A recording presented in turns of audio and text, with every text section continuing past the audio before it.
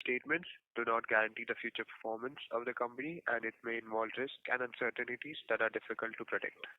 As a reminder, all participant lines will be in a listen-only mode, and there will be an opportunity for you to ask questions after the presentation concludes. Should you need assistance during the conference call, please signal an operator by pressing the star then zero on your touchtone phone. Please note that this conference is being recorded. I now hand the conference over to Mr. Anmol Jain, Managing Director of Lumax Auto Technologies Limited. Thank you, and over to you, sir. Thank you. A very good afternoon, ladies and gentlemen. A very warm welcome to our Q4 and FY24 earnings conference call. Along with me on this call, I have Mr. Vikas Marwah, CEO, Mr. Sunil Koparkar, Managing Director, IAC India, Mr. Sanjay Mehta, Director and Group CFO, Mr. Raju Khetkale, Group Head Manufacturing and Corporate Planning, Mr. Naval Khanna, Corporate Head Taxation, Ms. Priyanka Sharma, Head of Corporate Communications, Mr. Ankit Thakral from Corporate Finance, and SGA, our Investor Relations Advisor. The results and presentations have been uploaded on the stock exchange and the company's website. I do hope everybody has had a chance to go through the same. To begin with, I would like to reflect on FY24, which has been the most successful year in the company's history in terms of financial performance. We witnessed a remarkable revenue growth of 53% on a year-on-year basis at rupees 2,822 crores, and also the highest ever historic profit of rupees 413 crores EBITDA. This achievement is a testament to our commitment to delivering high-quality, diverse automotive technologies and solutions to our customers. The growth was driven by strong sectoral tailwinds, with vehicle sales across nearly all segments returning to pre-pandemic levels. This resurgence was fueled by robust demand for passenger vehicles, driven by customers' aspirational desire towards premium personal mobility.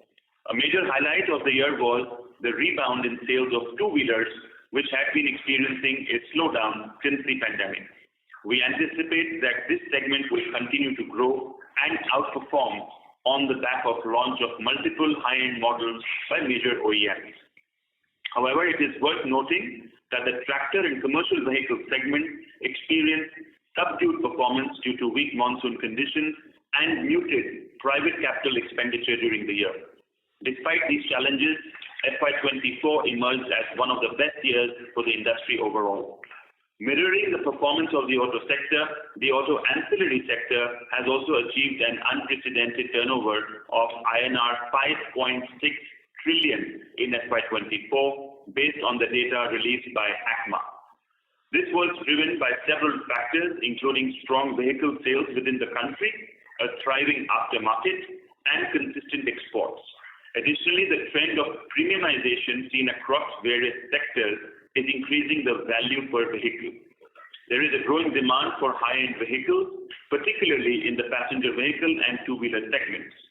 This trend presents a valuable opportunity for ancillary players like us to increase our content per vehicle and enhance our market presence. The growing inclination of consumers towards high-end features and cutting-edge technologies in automobiles is facilitating the development and provision of increasingly complex and sophisticated components by Tier 1.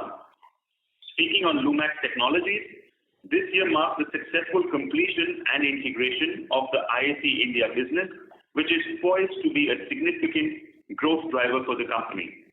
And we are confident that its momentum will continue, fueled by the addition of new customers and the expansion of our wallet share among the existing customers, which will enhance overall capabilities and position us to leverage synergies, optimize operations, and deliver superior value to our stakeholders. Coming to our joint ventures, Lumax Mano and Lumax Cornaglia have continued to demonstrate strong growth, contributing significantly to company's overall growth. Other smaller joint ventures are also making notable progress towards a turnaround in line with our business strategy. These joint ventures are poised to become key drivers of growth as we move forward. We are confident in their potential to enhance our market position and contribute to the sustained expansion of the company. Additionally, during the year, with an aim to boost our aftermarket presence, we also announced the partnership with Germany's Blue Chem Group, a leader in innovative automotive car care solutions, to offer Indian consumers world-class automotive care products. Our company continues to be the preferred partner for major OEMs in the country due to our ability to locally design, develop, and manufacture high-end products as a full system supplier.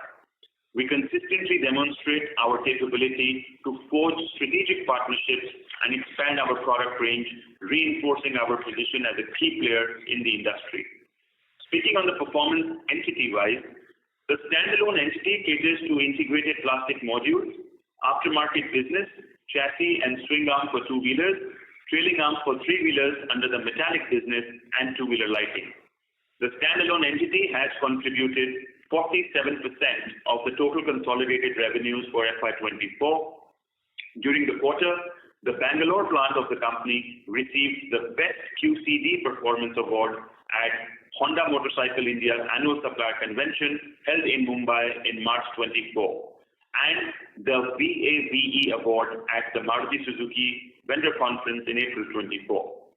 IAC India, the recently acquired 75% subsidiary, which is a Tier 1 interior system supplier to key automotive OEMs in the country, including Mahindra, Maruti Suzuki, Volkswagen India, and Volvo Eicher Commercial Vehicles, contributed 31% of the total consolidated revenues for FY24.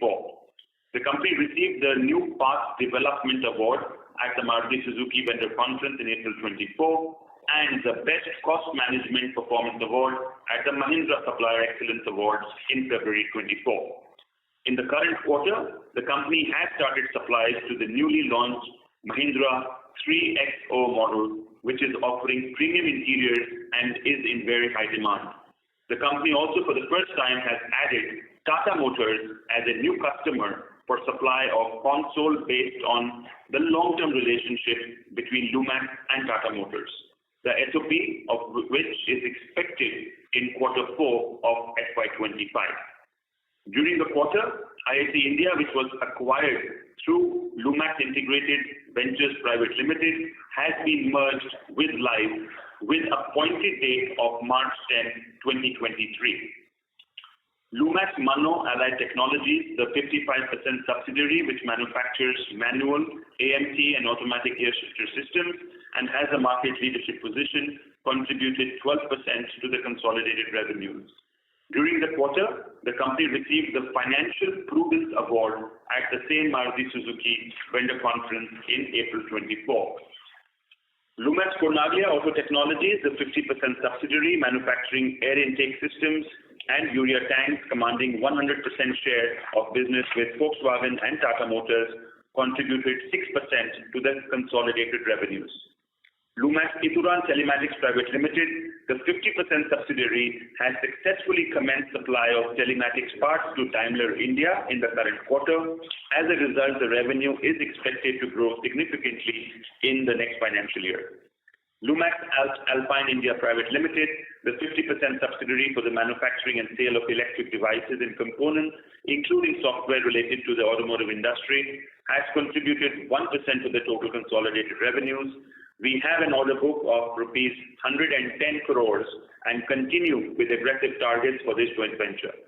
The company did receive recognition for quick resolution of market feedback from Maruti Suzuki India. During the current quarter, the company has acquired remaining stake in Lumax Ancillary Limited, and LAL has become the wholly owned subsidiary of the company with effect from January 25th, 2024.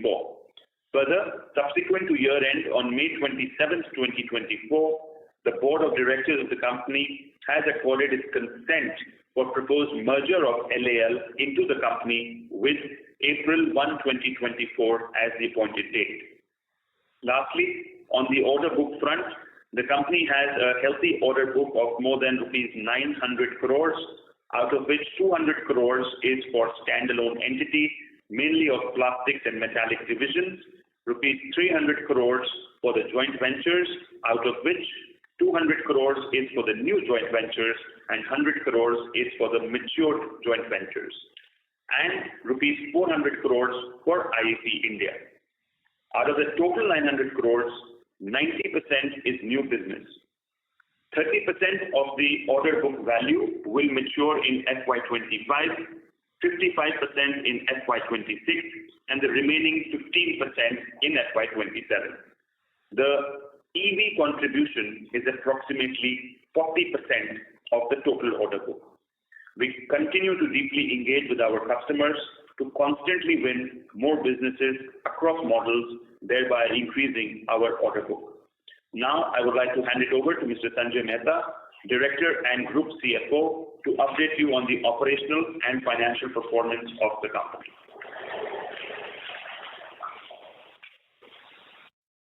Good afternoon, everyone. Let me brief on the operational and financial performance for Q4 and FY24. For FY24, integrated plastic modules contributed 47% of overall revenue, followed by aftermarket at 14%, gear sector at 12%, fabrication at 8%, emission at 6%, lighting products at 5%, and others at 8%. Passenger vehicles contributed 48% to overall revenue, 2 and 3 wheelers at 24%, aftermarket at 14%, CV at 9%, and others at 5%. For more detailed operational highlights, one can refer our investor presentation uploaded on the exchanges and company's website. On financial highlights, the consolidated revenue for Q4 and FY24 stood at rupees 757 crores and 2,822 crores respectively, up by 54% and 53% over the corresponding period. This is the highest ever single quarter and yearly revenue. It includes revenue for IAC India of rupees 886 crores and 30 crores for Lumax Ancillary. 2 months revenue of Lumax Ancillary post 100% subsidiary with the company. EBITDA margin stand at 14.5% for Q4 as against 12.6% for the Q4 corresponding last year, up by 190 basis points. Absolute EBITDA for Q4 FY24 stood at 110 crores, growth of 77% on year-on-year basis. For FY24, EBITDA stood at 413 crores, which is the highest ever registered EBITDA for the company with margins of 14.6% compared to EBITDA of 224 crores at margins of 12.1% corresponding period of the last year, up by 250 basis points. PAT before minority interest for the quarter stood at rupees 51 crore as compared to 24 crores in Q4 FY23, a growth of 116%. The margins stood at 6.8% for the quarter due to the tax benefit of finance and depreciation, cost amounting to approximately rupees 7 crores on IAC acquisition post merger with Line, as was explained in earlier investor call. For FY24, PAT before minority interest stood at 167 crores, grown by 50% year-on-year with a margin of 6%. The tax rate for the full year is 26.4% and is likely to continue in the same range in the future. The CapEx during FY24 is 111 crores, which includes 33 crores on account of leasehold assets.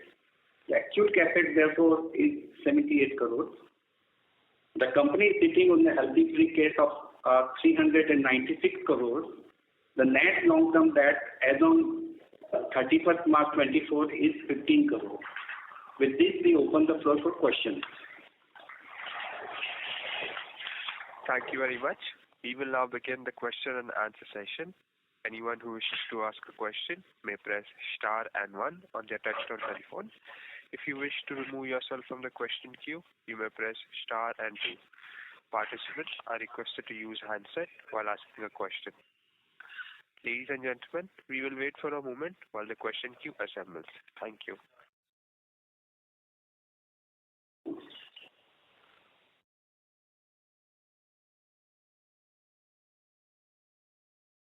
Participants who wish to ask a question may press star and 1.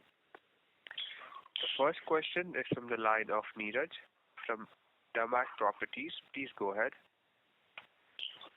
Yeah. Hello, sir. Thank you for the opportunity. If I look at our annual numbers, right, if I exclude the acquisition part, I believe we grew top line by around 8% and EBITDA by around 9%. And I understand things changed during the year, but when we started out, the guidance was around, between 15 to 20% kind of growth. So can you please elaborate what happened throughout the year and what are our expectations for the next year? So thank you. So your numbers are correct. Without the acquisition of IAC India, the growth numbers are 8%. There were 2 to 3 fundamental reasons why the earlier guidance of, let's say, double-digit 15% plus growth were not fructified in the last financial year. Number one was the aftermarket. I think in aftermarket, not just for Lumax, but across pretty much all tier ones and other peers, we see that there has been either negative growth or a very muted single-digit growth. And this is largely because of poor cash realizations or income realizations from the aftermarket. So we, as a matter of principle and good financial prudence, we make sure that we do not push the aftermarket revenues just to get the revenue going. So in line with that, we altered our aftermarket sales, and that's why we grew at about 8% for the year versus the earlier guidance. So that's one of the reasons. The second was that Bajaj Auto has had a massive change in the product mix based on their earlier guidance. The Pulsar platform is the perhaps only platform which has grown significantly to the overall Bajaj volumes, and that is a platform where Lumax Technologies does not necessarily have a strong presence in. We are talking with Bajaj Auto to how to get onto that platform in the forthcoming, let's say, quarters. However, these were the 2 fundamental reasons why without IAC India, the growth percentages were muted. Understood. And sir, what's our guidance for FY25? So I would say that FY25 at a consolidated level, I would still say that the growth would be anywhere around 20 to 25%. This includes IAC. Of course, the IAC growth is expected to be somewhere between 15 to 20% on the back of new model launches and certain other incremental organic growth of certain recently launched models. And again, the standalone entity would probably also grow in a similar vicinity of about 15 to 20%. The subsidiaries will probably grow at a much faster rate. I think overall we are expecting that growth to be maybe around 40 to 50%. Again, it's a smaller base, but from a growth rate, we are looking at a much faster growth rate of the subsidiaries and the joint ventures. Understood. And sir, on slide number 31, we mentioned that our net debt is 16 crores. So this only takes into consideration long-term debt, but if you include short-term debt as well, so what's our net debt currently? So the net debt, if I will take it, is 285 crores net debt, including that working capital limit. So the bifurcation is that long-term debt is around 411 crores, exact figure, and the short-term loan is around 270 crores, and the working capital loan. Against that, we are carrying the free cash of almost around 400 crores. Understood. And sir, I understand from our previous discussions that, when we bought IAC, we entered into some kind of a loan agreement which we had to, keep on the books for 18 months. And when that, we have a lot of cash on the books. So, can we repay those debt when 18 months period is over? So this is the big debt, and that still is there, that period 18 months will be up to September. So we are negotiating, and I think the way forward, whatever the interest cost at that we have taken from NBFC, that will be further restructured. So in summary, in FY25, can we see substantial reduction in our finance cost? Will that be a correct assumption? No, I think because the substantial reduction in finance cost will not be there, but yes, the net debt, definitely there is a reduction in the net debt, total debt.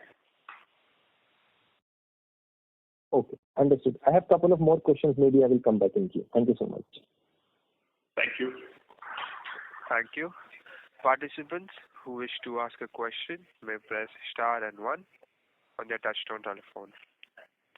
The next question is from the line of Amit Hiranandani from SMIFS Limited.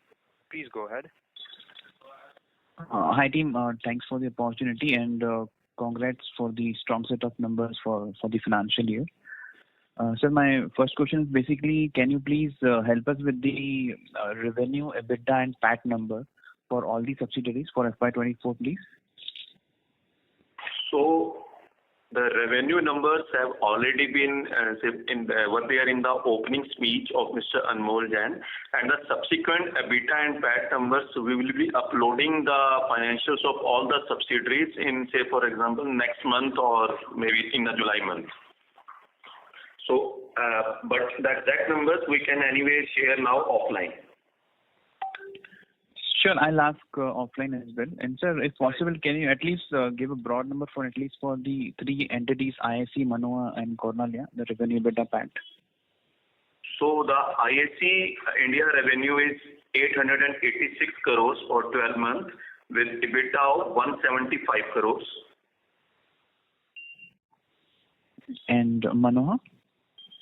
And Almed revenue is 353 crores with 17% EBITDA. And lastly, Cornalia, please. 157 crore revenue at 18% EBITDA. Great, sir. Sir, my next question is on the IAC India. And first of all, congratulations for adding Tata Motors as a new customer here. And can you just please give a broad outlook for 2 years for this important entity? And also, sir, we were supposed to add a capacity in IAC India. So what is the status here, current utilization level for the same and margin outlook for this important entity, please? So I'll just quickly give my comments and then maybe I'll request Sunil to give you a little bit more detail. I think we've always said that once we got into this strategic inorganic growth, the idea was to take the competency of IAC India and expand into certain other customers and improve our wallet share across customers. Clearly, Tata Motors entry is the first step towards that strategic direction. Second was also to see how we can cross-synergize and sell a basket of products to our customers. For that, I think, again, IAC India is already working in the advanced stages of probably developing and integrating the interior lighting along with the Lumax engineering team. I think going forward, I would still say that the CAGR of IAC India would probably continue to be in the double-digit space. And again, from an operating margin, I think I would still say that anyways upwards of 15% EBITDA would be a sustainable number going forward over the next 2 to 3 years. Obviously on a top line growth of, as I said, more than 15% CAGR. But Sunil, maybe I will just hand it over to you to have a little bit more understanding on the expansion part and what you entail in terms of the coming quarters.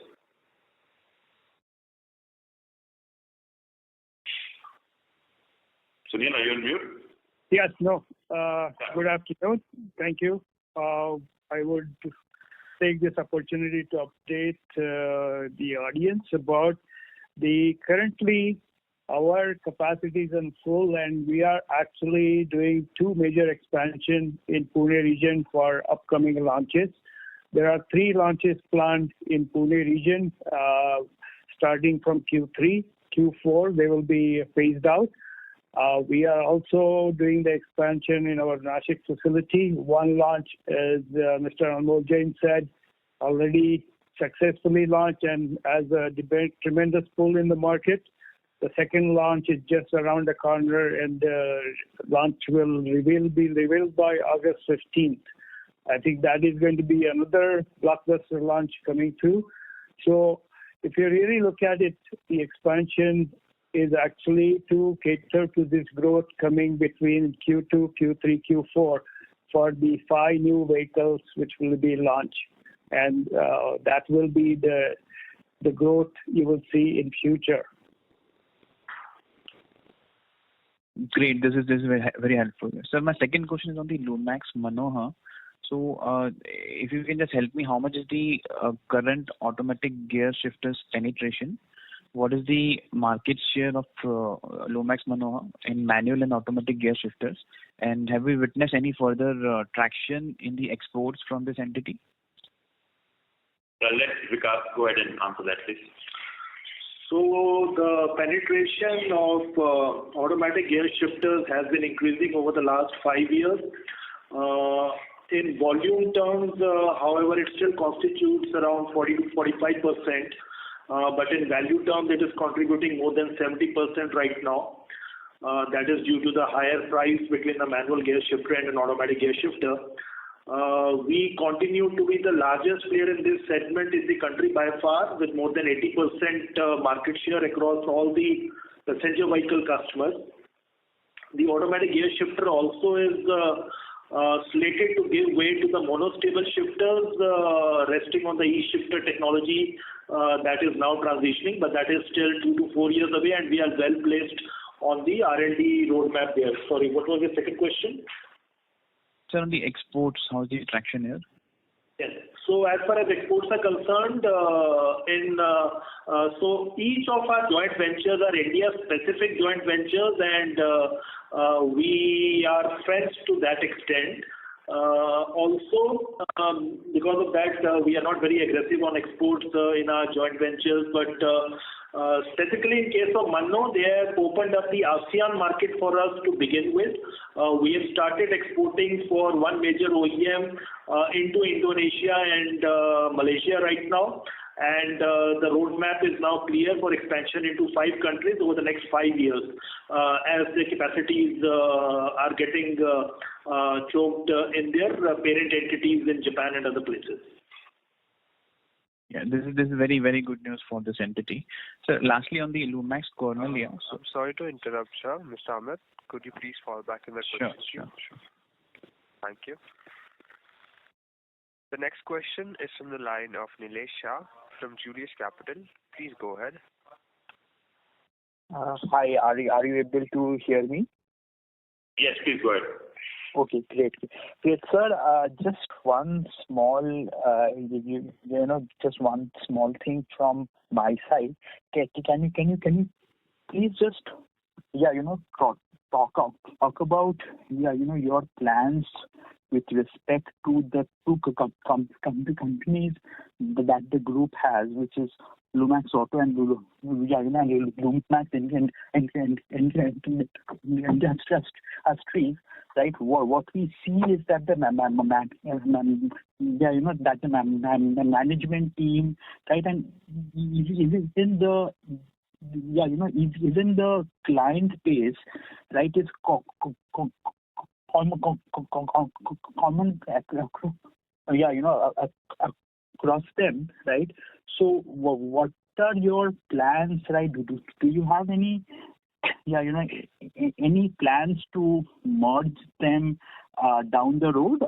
And if you don't, how do you operate both, right? Both from a KMP and from a client relations point of view,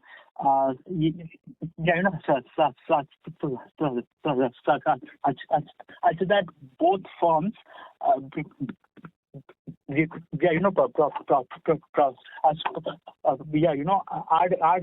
able to grow over time. Thank you. Understood. Nilesh, so thank you for your question. I think this call is more pertaining to Lumax Auto Technologies, but anyways, I'll give you a quick oversight. I think Lumax Industries and Lumax Auto Technologies are completely different with respect to their presence in the market. Lumax Industries is a one product, one partner entity which continues to maintain its market leadership in the automotive lighting arena, with Stanley as its joint venture partner of over 40 years. The only lighting which is an exception which we do in Lumax Auto Technologies is for the Bajaj account, and that is for strategic reasons, and that has been well deliberated and understood by our lighting partner Stanley. Coming to Lumax Auto Technologies, I think this is a basket of multiple diverse subsidiaries, joint ventures, and the endeavor is to continuously grow and garner a bigger slice of the opportunities that exist with the advanced technologies and the changing landscape of the automotive industry. Auto Technologies is again, as I said, it has got 9 different joint ventures and subsidiaries which operate under it. Of course, the clients will be common because, let's say Maruti Suzuki or any other two-wheeler big player like a Hero or a Honda motorcycle scooter will continue to be serviced from both the entities. But clearly, both of them do have a lot of synergies in terms of the management team, in terms of the operational synergies. However, they continue to coexist without any so to speak, competition or overshadowing on each other's faces. Lumax Technologies remains an extremely different company than Lumax Industries, and that's the understanding that we will still continue to grow both of them separately and individually.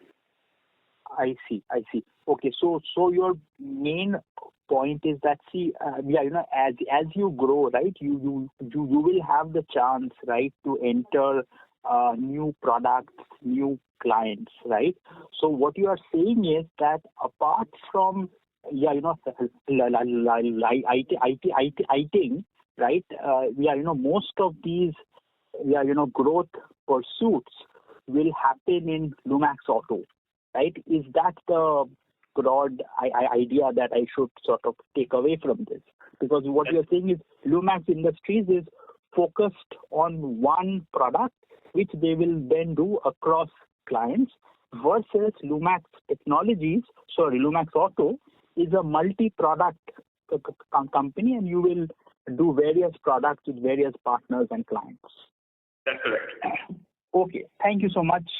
This really helps. Thank you. Thank you. Thank you.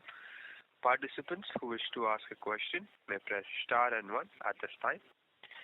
The next question is from the line of Harshil Shah from AM Investments. Please go ahead. Hello everyone.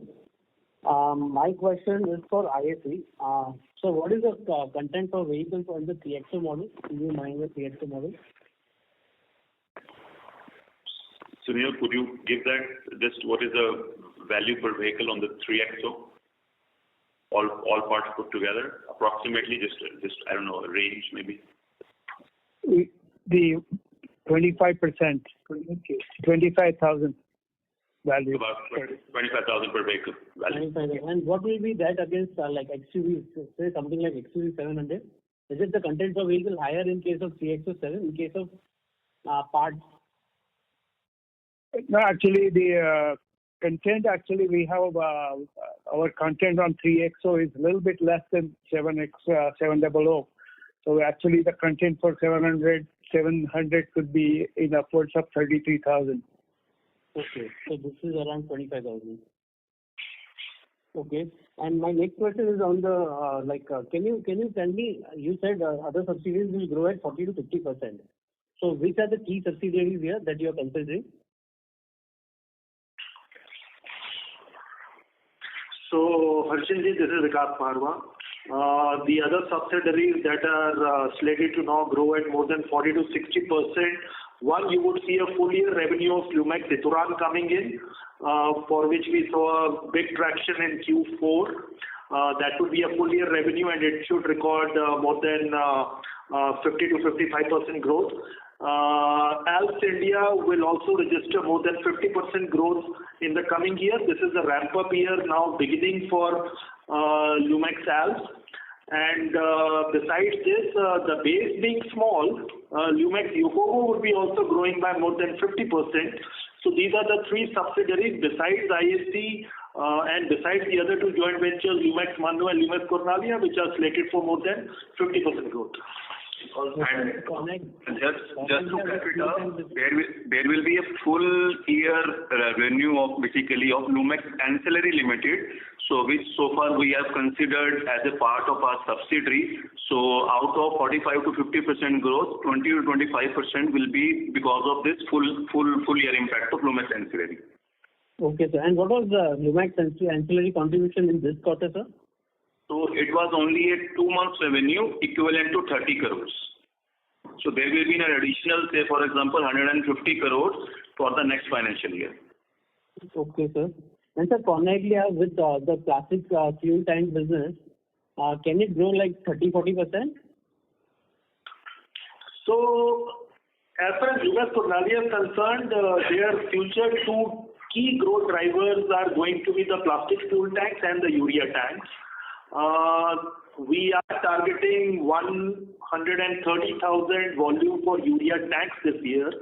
In our budgeted business plan, we have also taken a volume of 20,000 plastic fuel tanks this year, working with one major customer, which is Tata Motors. We are also hoping that plastic fuel tanks in the commercial vehicle segment moves on to being a regulatory kind of a product, because the regulation-driven product then has a higher traction, like you are seeing in urea tanks, which is regulations-driven right now.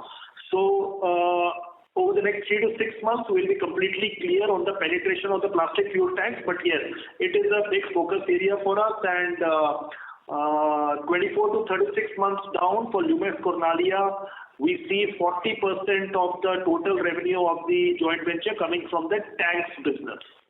Okay. And sir, any update on the standalone business, like the aftermarket, the Bajaj part? Like, can the standalone business grow by more than 10 to 50%? Yes, absolutely. I think in my earlier guidance, I did mention that the standalone business will continue to grow at about 15% plus, not just for the current year, but even going forward. I think, as I mentioned, Bajaj Auto, we have made inroads into their electric vehicle platform, which the volumes will start kicking in. Also, we have entered the premium biking space, where the volumes may not be significant, but the value per vehicle is much higher than that of a traditional model, as well as we are in the discussions, how do we get into the Pulsar platform, which is one of their highest selling platforms. So that's on Bajaj. On the aftermarket, as I mentioned, the current year itself, we are looking at anywhere around 20% plus growth. And that's largely because we do see a good optic in the aftermarket. Yes, cash flow realization still continues to be a bit of a challenge, but I think this growth is coming largely on new products, which we are going to launch in the aftermarket in the subsequent quarters. Okay, so how much the Bajaj Chetak can add to the standalone entity, Chetak business? So this year we are targeting round about 15 crore rupees increase coming in from this particular entry. Also, we are happy to share with you that for Bajaj Auto now being a strategic supplier at their Pune location, especially on the EV Chetak platform, we have been invited to come inside Bajaj for their ED coating processes. So the Lumax team is now moving into the Bajaj premises to be doing the ED coating inside the Bajaj premises, which would add also more revenue. It's the first time shop-in-shop concept which Bajaj has initiated with any strategic suppliers, and Lumax Auto Technology has been selected for this. So going ahead, this could be a higher traction. It's an absolutely new business model for us. Okay, sir. And then the last two questions. One is on the amount of cash that we are raising, like we are not paying off the debt. So are we looking at any acquisitions? Like, we are always on the lookout for acquisitions. But is it like, have you shortlisted anything? And other question is on the IAC. Breakup of IAC revenues, if we can have. So on the acquisition part, I think, as I've always mentioned, Lumax Technologies always continues to scout for future opportunities which synergize with its core competencies and strengths. As we speak, again, I cannot divulge any details, but yes, the company is always evaluating anywhere between 2 to 3 opportunities, which is the current state as well. But again, if something fructifies, we will make sure we, at the right time, make it public. Number 2, on IAC India, you said the breakup. So Mahindra & Mahindra continues to be our largest customer at about 70-odd% contribution to the total pie of IAC India, followed by Maruti Suzuki, and then Volkswagen and Volvo Eicher. Okay, sir. So Maruti will be around 10, 20%, 10, 15%? Yes, about 10 to 12% would be the share of Maruti Suzuki. And sir, any scope of Maruti share improving going ahead? Like, have we cracked any model or anything of that sort? Yes, absolutely. I think we continue to have a order book for the future model at a part and component level supplies for IAC. But I think the endeavor is if we can get into a modular supply to Maruti Suzuki, similar of that what we do for Mahindra and Mahindra. So there are active discussions ongoing, but it may take some time to again be fructified, but I'm hopeful that they are being steered in the right direction. Okay, sir. That's it from my side. Thank you. Thank you. Thank you. Before we take the next question, we would like to remind participants that you may press star and 1 to ask a question. The next question is from the line of Pritesh Chadha from Lucky Investments. Please go ahead. Yes, sir. How much will IAC grow in FY25 based on the schedules that you have and the new product line of M&M? And, your margins moved from the first quarter at about 11% to 14%.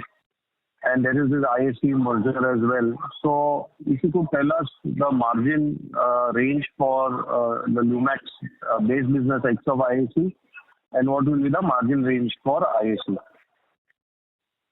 So on the IAC growth, as I mentioned earlier, we are expecting about a 15 to 20% growth for IAC in FY25 based on the current visibility of the models as well as the volumes. In terms of the EBITDA margins of the let's say, without IAC business, we've been consistently hovering at around a give or take 12% EBITDA margin, and we do expect this to grow in the current fiscal FY25, grow in terms of expansion of margins. I would not be able to give you the exact number, but I would perceive that it should be anywhere closer to 13%. In terms of the margins on IAC, I think, again, on a sustainable basis, I still feel that anywhere between 15 to 16% should be a sustainable EBITDA margin for IAC India. And what was this margin in 25 or 24 for IAC? For the year gone by, FY24? Yes. The margin of IAC was... So the margin for FY24 was closer to 20%, but there were certain one-time corrections and certain price corrections from the customer during the year. As it was the first year that the IAC India came under the umbrella of a listed entity, so there were certain changes in accounting policies and which were basically suggested by the auditors. So there were certain only you can say that certain amendments and corrections, but way forward the sustainable EBITDA will be closer to 15 to 16%. So your FY25 combined margin will be most likely lower than FY24, considering this correction? So as of now, there is no exact number we cannot comment, but it could be somewhere closer to the current year margin which the company has achieved as a whole, including IAC. Okay. And on the capacity side, how are you placed on capacities for this growth in your IAC and your ex-IAC, the original business? I think IAC, as was mentioned earlier, that we are stretched on capacities and there are already 2 expansions which are underway, and there is a probably capex outlay of around 50 odd crores for IAC India in FY25. Outside of IAC, I think again it would be too generic of a question because we have multiple product lines and multiple capacity utilizations, but in certain products we would be as high as 80%, and in certain products we would probably be operating at even 60%. But again, to deliver the order book of almost 920 crores, as I mentioned, the capex outlay for FY25 for the Lumax Auto Technologies as a whole would be anywhere between 150 to 175 crores. Okay. So at least in FY25, you are not constrained by capacity for this 15-20% growth that you're mentioning, you will have the capacities coming up during the year and would be able to suffice the 15-20% growth? No, well, we do have capacity constraints, and hence we are investing even to realize the FY25 growth, because almost 20 to 25% of this order book will actually come into the revenue stream in FY25 itself. So there are pockets where we are expanding capacity, and hence I gave a guidance of around 20 to 25% revenue growth for the overall entity at a consolidated level. Your Lumax growth is 15 and your ISC growth is 15 to 20, and your overall company growth rate is 20-25. So which of the piece is growing faster there? I think was mentioned the standalone is growing 15 to 20, IAC is growing 15 to 20, but then there is an aftermarket which is growing at a much faster rate, and there are also the other subsidiaries and joint ventures which are growing at almost 40 to 50%, and hence the consolidated number is more like a 20 to 25% top line growth. Okay. Thank you very much. Thank you. Thank you. The next question is from the line of Neeraj from Dermac Properties. Please go ahead. Thanks for the follow-up. My question, as you pointed to the last participant, that our subsidiaries and JVs would be growing at a faster pace. So, and as that will happen, I understand the minority interest part in the P&L, it will grow at a faster clip. And over the past few years, we have noticed that that the profit attributable to the company as a percentage split has come down from 85% to 78%. So how should we think about the growth at the attributable profit level?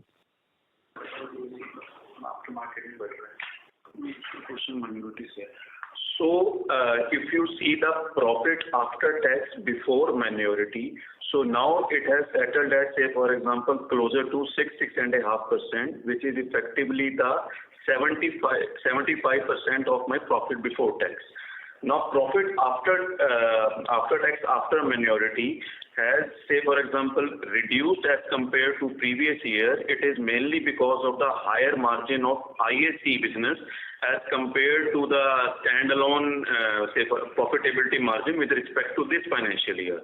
So going forward in the next financial year, there is a growth in standalone business also, and the profitability margins of the IAC and the other, you can say that the other subsidiaries will more or less say at a sustainable EBITDA as compared to the current financial year.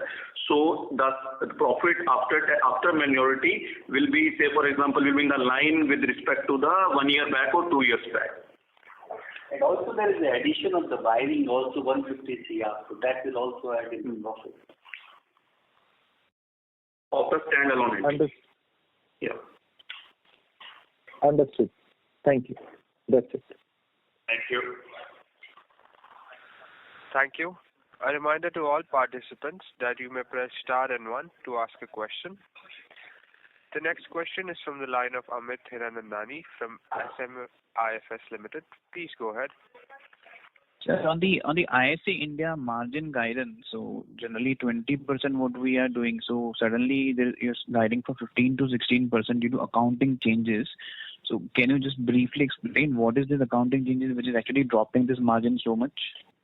So there was a change in policy on account of the tooling accounting. Earlier the accounting was based on the POCM basis, basically which is what is called as the percentage of completion. Now it has been shifted to CCM basis, which is the completion basis. So accordingly, the impact of that has been taken in financial year 24. So it is because of this reason the margins in the financial year 24 were considerably higher.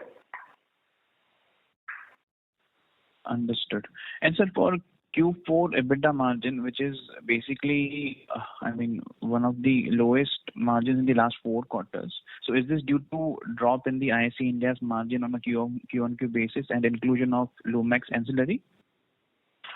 So just to clarify, the consolidated EBITDA margin for company as a whole was 14% in Q1, 14.2 in Q2, 15.8 as in Q3. That was, as earlier explained, only due to the certain price corrections in IAC and this accounting policy change, and it is 14.5% in Q4. So across the quarters, the profitability margin has been consistent, and which has resulted into the 12-month profitability margin of 14.6%. Yes, sir, but if you exclude the other income, so the EBITDA margin for Q4 is 12.1%. So other income is again due to this certain, you can say, the reversal on account of tooling that has happened in IAC India in this particular quarter. And sir, what would be the broad outlook if you can give for FY25 and the target for the next 3 years?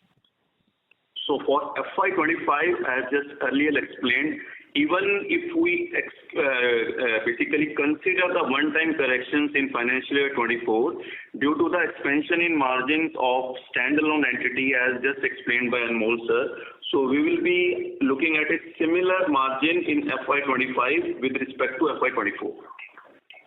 And any aim? It will be closer to 14 to 15%. Any aim for the next 3 years? 3 years would be a little bit far away. So the 3-year mix would significantly be impacted as the product mix changes.